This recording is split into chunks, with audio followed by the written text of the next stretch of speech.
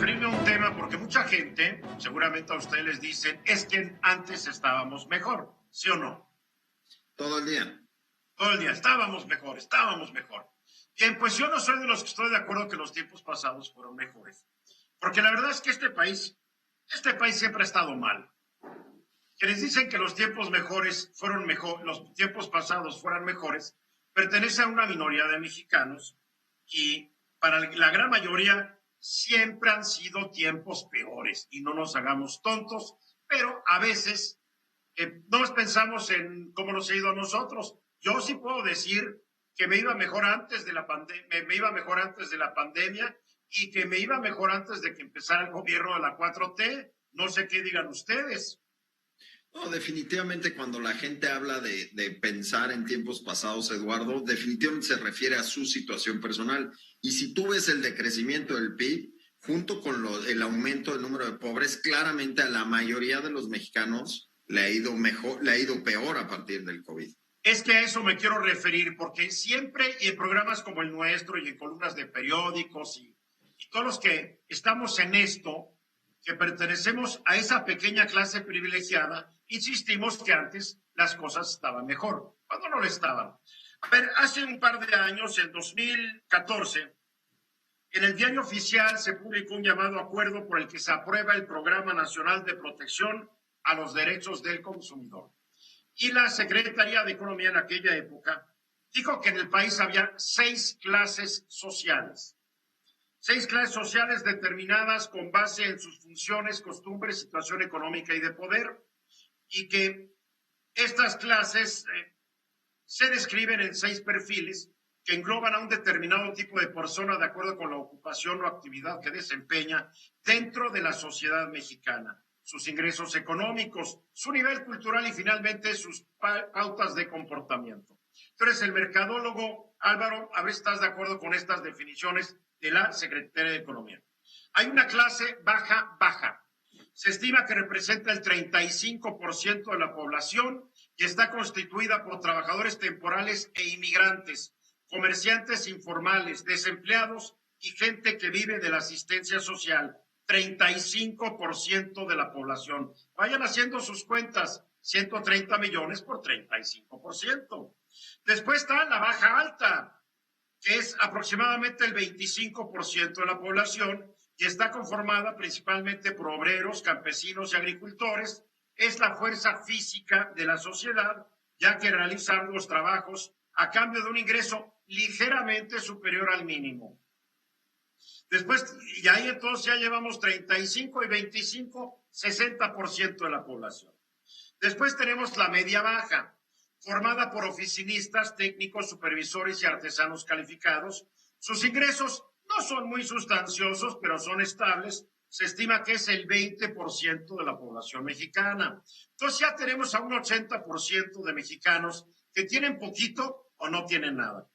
Después está una media alta que incluye a la mayoría de los hombres de negocios y profesionales que han triunfado y que por lo general constan de buenos y estables ingresos económicos. Se estima que sea aproximadamente 14% de la población nacional, en donde yo creo que encuadro, no sé si tú, Álvaro, Ramsés, Hugo, crean que encuadran en esta clase media alta.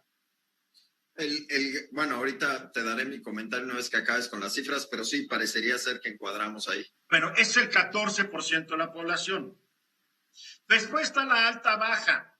La integran familias que son ricas de pocas generaciones atrás. Sus ingresos económicos son cuantiosos y muy estables y representan el 5% de la población nacional. Ya llevamos el 19%. Y después está la alta, que la componen antiguas familias ricas que durante generaciones han sido prominentes y cuya fortuna es tan añeja que se les ha olvidado cuándo y cómo la obtuvieron. Se estima que es aproximadamente el 1% de la población. Yo creo que estos porcentajes no han variado mucho al paso de los años. No. Y es probable que millones de los que antes de la pandemia pertenecían a la clase media-baja hayan descendido a la baja-alta. Y que otros millones que pertenecían a la baja alta ahora están en la baja baja. Con base en estas definiciones y números, la verdad es imposible decir que México vivió mejores tiempos cuando para 8 de cada 10 mexicanos nunca lo fueron. Y no nos engañemos, desde la independencia en 1821, México ha dado tumbos y los mexicanos hemos sido incapaces de crear una nación próspera y justa para todos sus habitantes. Y como se ven las cosas, seguiremos siendo incapaces. Pero es muy importante porque la gente dice, antes estábamos mejor. Cuidado, cuidado. Sí, Álvaro. Mira, lo primero que te diría es que uno de los grandes logros de comunicación de los gobiernos mexicanos, y no es de hoy, en realidad esto arranca con Echeverría, es convencer a la clase media baja de que son clase media alta o alta. Correcto.